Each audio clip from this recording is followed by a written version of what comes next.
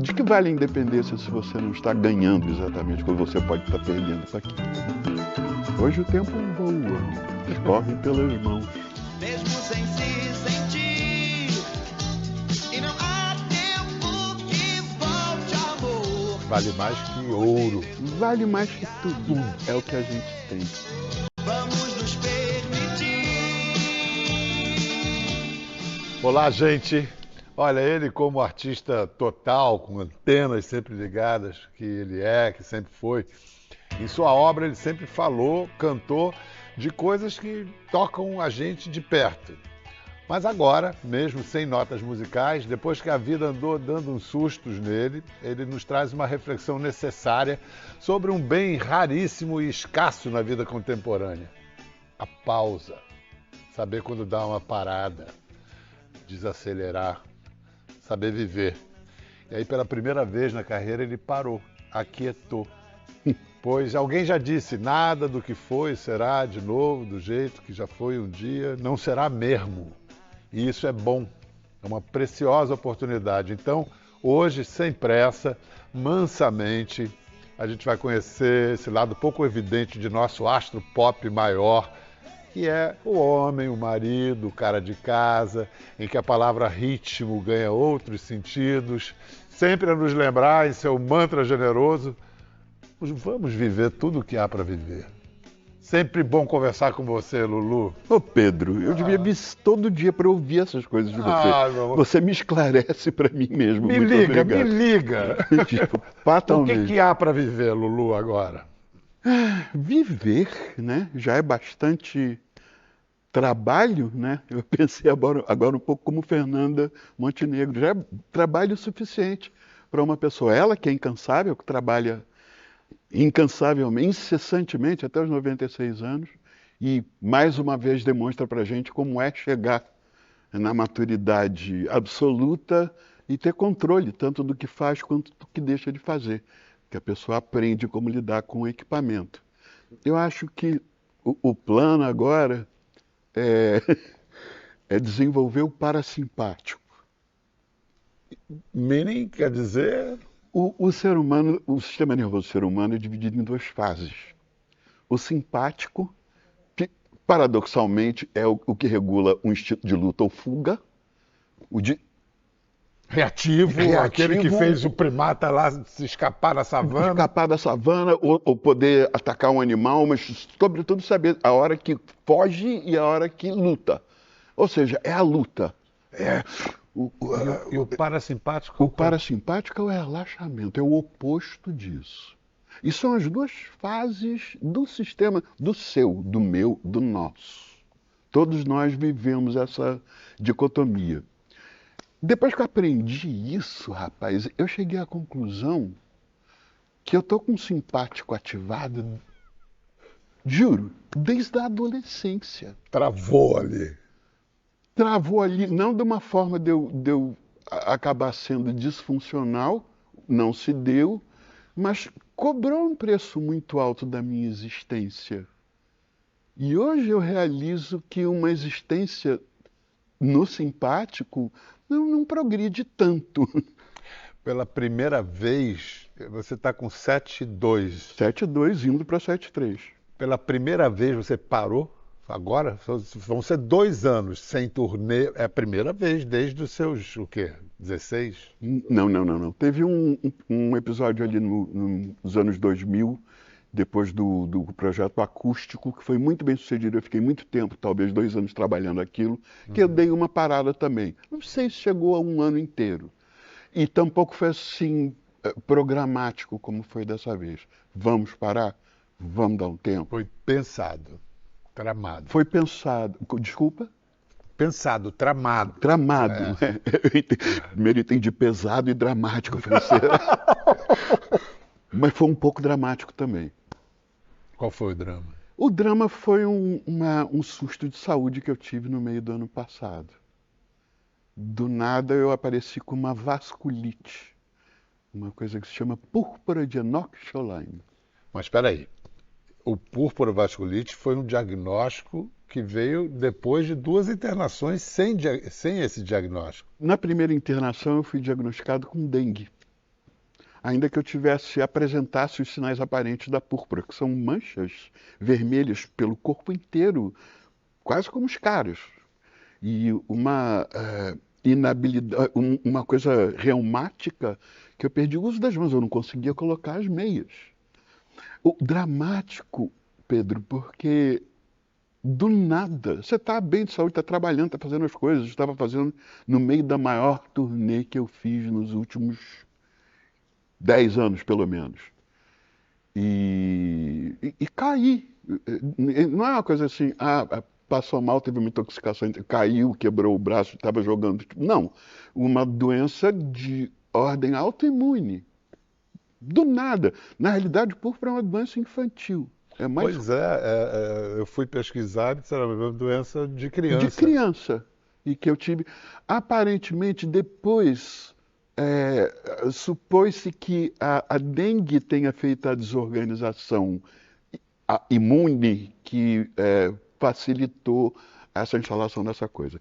E como isso teve esse componente de ter uma primeira internação e depois uma necessidade de volta, porque na primeira internação eu tive que cancelar um número de compromissos. Turnê muito extensa, muitos shows um atrás do outro, todo fim de semana. Eu tive que ficar 10 dias fora do ar, então foram 5, 6 shows que foram cancelados. E aí voltei por 10 dias, de novo caí, fui internado dessa vez, diagnosticado com essa doença, e aí precisei cancelar mais compromissos. E até voltar, quando eu voltei, por exemplo, quando eu fiz o Rock in Rio, eu estava entupido de corticoide, inchado. Pois bem cheio.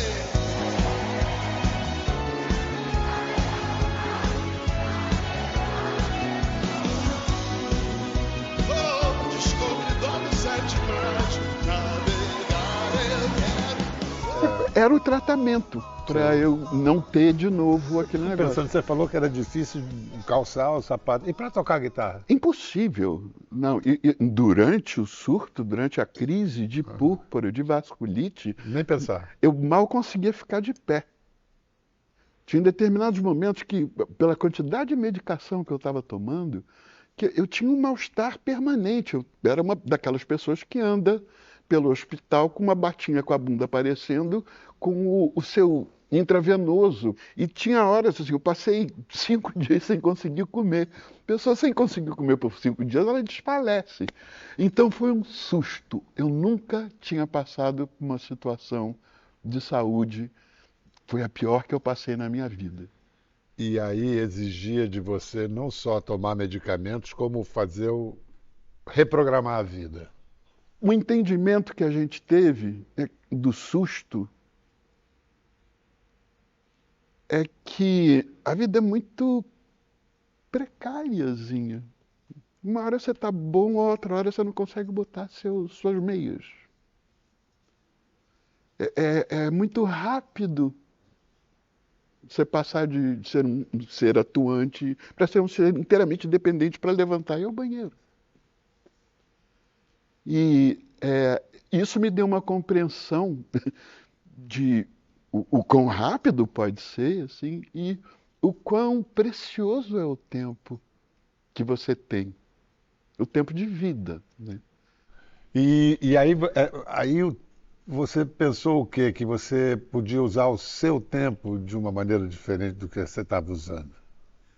O Clebson tem uma influência muito grande nas decisões que eu tomo, porque uma pessoa 40 anos mais novo, praticamente, ele tem 33 anos, a nossa diferença de idade é de 39.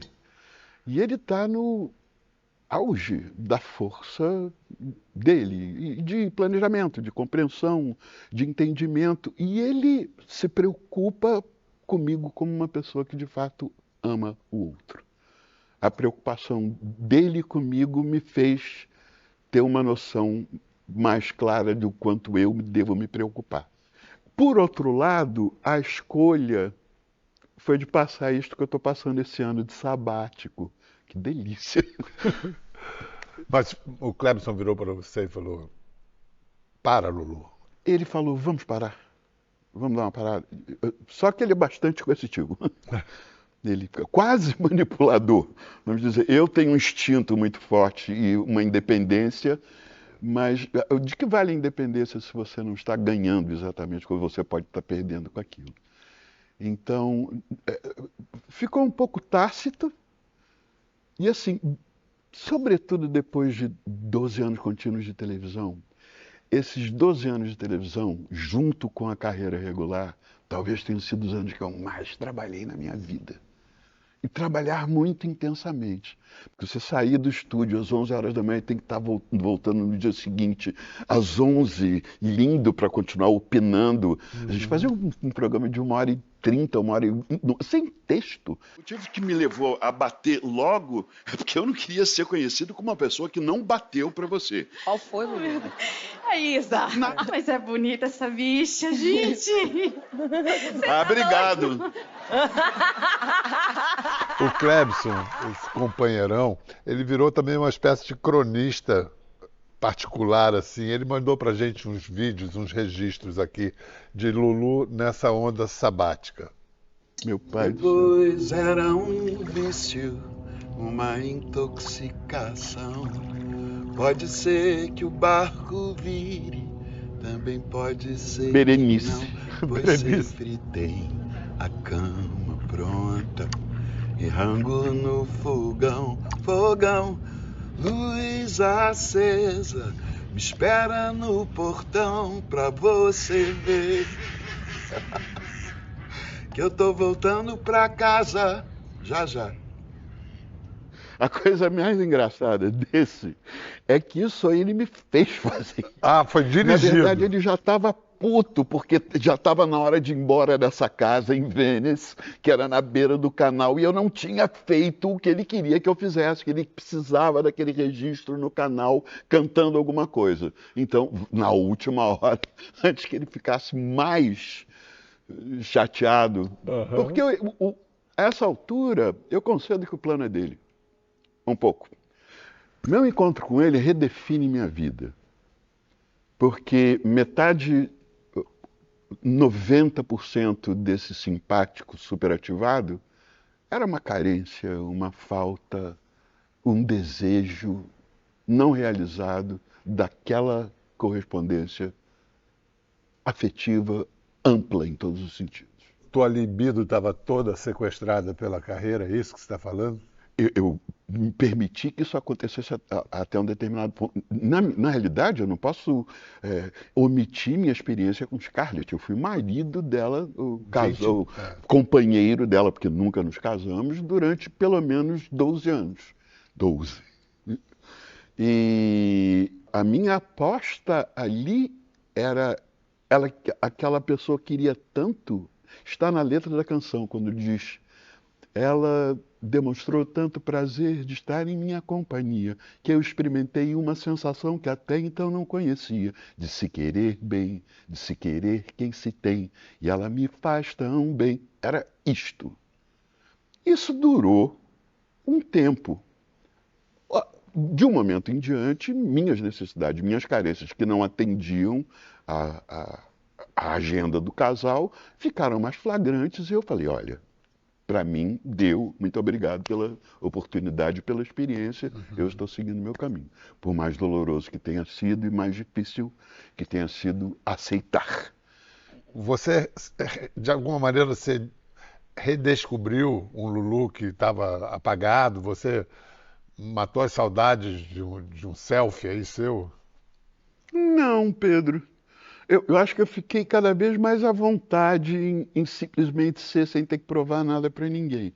Sem ter que pensar em mim como o centro da atenção, que todo artista um pouco tem que ser, um pouco por força do negócio, estar em evidência, estar em atenção.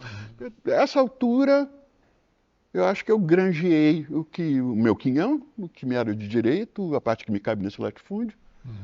E cessam um pouco as ansiedades. O que eu posso esperar? Que grandes passos ou grandes alcances? Os que, porventura, vierem. Então, as ansiedades Baixaram. vão para lá, para onde deviam ter estado num limite tolerável. E a existência fica mais o cotidiano, o dia a dia, as coisas que você faz por interesse, por prazer. E você dizia que aí agora você pode perceber que tem um tempo de latência na sua criação. Eu preciso desse tempo de incerteza, uma incerteza agradável. Algo está para acontecer, mas você não sabe exatamente o quê. Isso, para mim, é um pouco motor de criatividade, sabe? Porque é onde você busca o que pode ser novo ou diferente em você, de tudo que você já fez. Você compôs alguma coisa nesse tempo sabático? Porque o sabático é do aeroporto. Sim. Daquele do voo, hotel, do camarim, do daquele pau. voo que é suposto sair às 11 horas da noite, aí você chegaria às 3h30 no teu destino, aí ele atrasa 1h30, aí você tem que pegar uma conexão, aí você chega às 5, o sol já está nascendo, você tem que dormir naquele dia porque o show...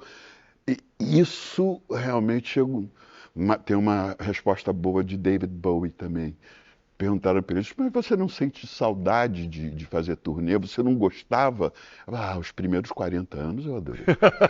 É um pouco isso. É isso, é isso. Vamos ver assim, se tem alguma coisa aí no futuro ligado a essa sua nova paixão, que é a língua espanhola. Nel ritmo, como, sabe? Sentado, mas se batendo em pé. E tipo, me dijo, ¿sabes que esa música es mía? Yo dije, sí, me encanta la cumbia. Entonces me dio mensajes, porque no sé si conoces a los corridos, el gran suceso, el gran éxito de la música. Quem é que dá aula para você ali? É um menino venezuelano chamado Ronier Agüey, que é especialista em dar aula online. Sei. Fora isso, eu faço Duolingo. Também. Faço diariamente, que é para poder... Mas por que veio essa vontade do idioma espanhol, especialmente? Veio por causa do Grammy Latino. No ano passado, em novembro do ano passado, eu ganhei 2 prêmios latinos, de Grammys latinos. Um do Excelência do Trabalho, aquela coisa da videobra. E um segundo com Gabriel Pensador e Xamã, pelo single Cachimbo da Paz 2, que foi premiado com o Grammy Latino de melhor música de rap urbano contemporâneo, uma categoria daquelas. Então, depois de 40 anos, a seco, saí com 2 daquelezinhos, 2 gramofonezinhos na mão. E eu assisti a cerimônia, a grande cerimônia no Kaseya Center lá, onde era o American Airlines Arena. Foi em Miami ainda no ano passado. E Miami é o centro latino, né, o coração latino dos Estados Unidos. E eu vi o universo que é a música latina. Uma coisa que a gente no Brasil, porque a gente tem essa enormidade cultural e populacional... A gente acha que é pero que sim, pero que não. O que é uma ignorância. Ignorância, a palavra. Da qual eu compartilho. Me ocorreu durante muito tempo. E não foi agora. Na realidade, Despacito me chamou a atenção. Eu estava no Uruguai, de férias, e assim, eu ouvi Despacito no rádio, eu falei, não acredito no que eu estou ouvindo, que coisa maravilhosa. E eu percebi que tinha um universo de música latina contemporâneo que era de uma riqueza que dá num Bad Bunny hoje, que dá em Catriel e Paco Amoroso, que são uma coisa inacreditável. São 2 moleques argentinos de 20 e poucos anos que eu vi no período de 2 anos, por causa do alcance da língua hispânica no mundo, eles se transformarem em ídolos hispânicos mundiais. Mas, Lulu, para você apreciar, consumir esse fenômeno, essa coisa incrível, essa produção, bastava você ouvir. Você está querendo falar. Então você está com intenções.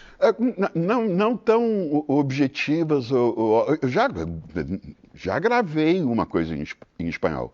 Na verdade, essa história é 2 pedacinhos, assim.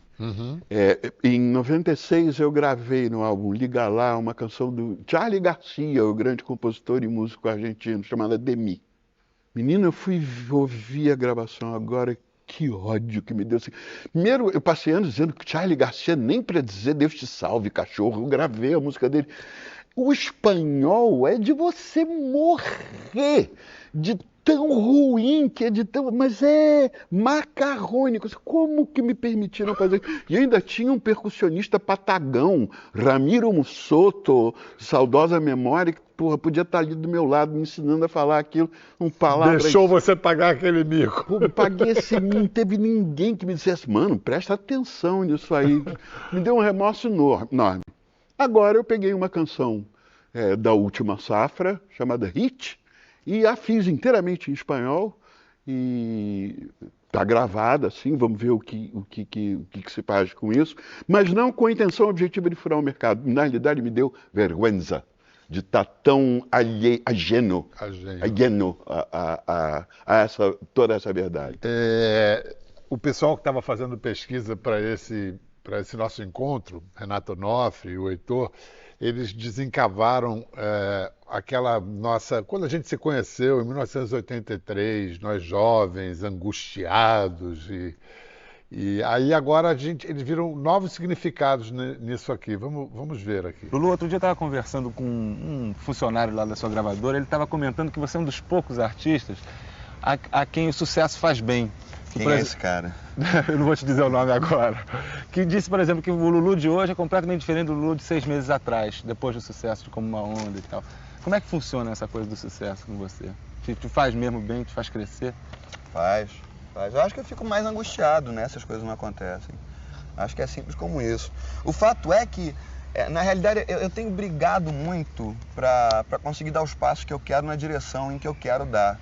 Não foi uma coisa assim... jamais ninguém vai poder reclamar de mim de eu ter sido aquele sucesso instantâneo. De uma hora para outra, blá, blá, ficou rico, famoso, insuportável. Eu não tenho isso, entendeu? Porque eu estou escalando cada degrauzinho dessa coisa em direção ao reconhecimento, entendeu? De uma forma muito paulatina. Assim. Muito tomado. Mas vamos lá. Algumas questões. Uma, assim, você vê esse menino com dó ou admiração? Outro dia vi Gil mostrando, era a Flora mostrando para Gil, ele há 40 anos atrás falando alguma coisa. Quando acabou, Gil falou assim, ele tá falando. É outra pessoa. É outra pessoa. Mas eu vou te dizer, nossas entrevistas para mim são um marcador. Eu penso muito sempre nessa entrevista. Ou quem sabe, não sei se tem uma outra que a gente também fez. Tem, logo depois, nesse mesmo ano, a gente foi fazer um Globo Repórter. Não foi isso? Essa daqui era para o Jornal Hoje. E aí depois teve o Globo Repórter, quando Como uma Onda virou... Era a canção. Mas era uma coisa assim num Parque Lage também? É possível. Porque eu me lembro que eu estava com a perna cruzada, os braços cruzados e fumando um cigarro. Era um cheiro de ser humano. E para mim, ver nossos encontros... Eu também me vejo porque é aquele cara ali. Mas é um marcador de como a gente... estava na direção certa de chegar onde a gente chegou, caramba. Olha pra gente. Olha pra você, olha pra mim. Minha angústia continua, mas eu tô melhor. Qual angústia que acaba? Não acaba. Não. Adormece, domestica, talvez, dociliza, ou é controlada. Fala. Não, o que eu falei e pensei assim, a angústia realmente não acaba, a ansiedade melhora. A ansiedade é melhor que melhore. A ansiedade é o que tem que melhorar. É para isso que serve esse tempo largo, né, comprido, que em espanhol é largo, de baixar a bola e se contentar com existir e tirar disso o melhor proveito possível. A gente começou conversando sobre o impacto da Fernanda, 96 anos, trabalhando, né, e tal, e você falou disso, aí a gente ouviu você ali falando que você construiu uma carreira paulatinamente. Será que agora você está construindo aos poucos também a sua saída de cena? Isso é inevitável. Porque alguma hora a gente acaba, a gente deixa de existir. E eu vejo alguns artistas que permanecem, e eu acho admirável, sobretudo aqueles que permanecem com evidente gana de fazer aquilo. E vejo também alguns, por exemplo, Outro dia eu vi uma cena do nosso Al Green, né, que o brilhante Al Green, mas já 30 quilos acima, e sem voz, mas continuando a se apresentar. O Frankie Valli, eu estou falando de exemplos estrangeiros, porque fica mais fácil de exemplificar. Você está falando de decadência? De decadência pública, na arte, sabe? Muitas vezes aquilo é uma pressão econômica, é uma necessidade de sobrevivência. E isso é mais ou menos inevitável, a não ser que você faça um negócio da China, uma coisa. Mas ao mesmo tempo, às vezes, acho que parece que a pessoa não concebe não ser quem ela é em cena. E você está concebendo? Eu estou concebendo que eu não estou o tempo todo em cena solicitando a atenção das pessoas, do mercado, e que tem um momento que eu estou apenas lendo jornal como qualquer outra pessoa. É um desaluguel maravilhoso, né? Uma desoneração, né? Nossa! Vamos dar uma desonerada, a gente vai para o intervalo e volta em instantes. Até já.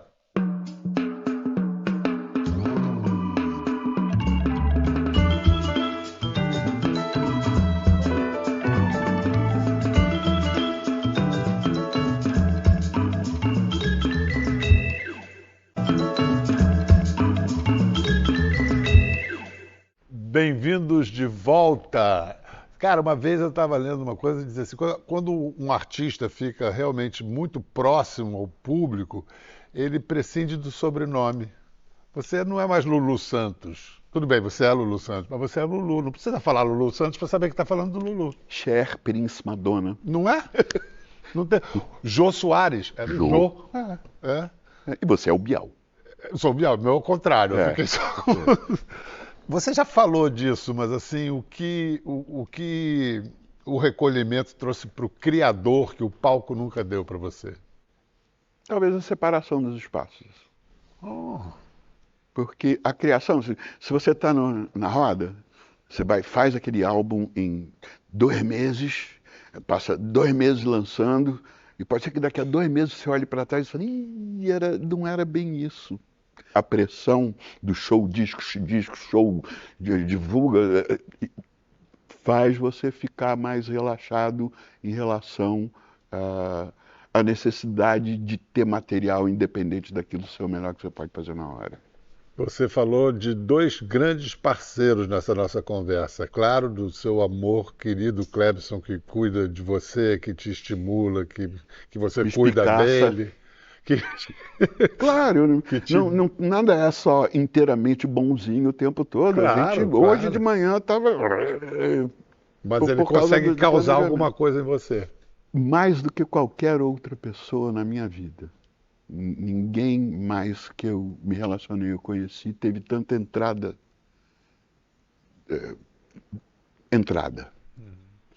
O outro parceiro que eu ia citar, o tempo. Parece que você fez aquele... Entro num acordo contigo da música, tempo. Você falou muito do tempo, é um parceirão agora. Né? Hoje o tempo voa, amor, escorre pelas mãos. Mas é o grande commodity, né? Opa! Vale mais que ouro. Vale mais que tudo. É o que a gente tem.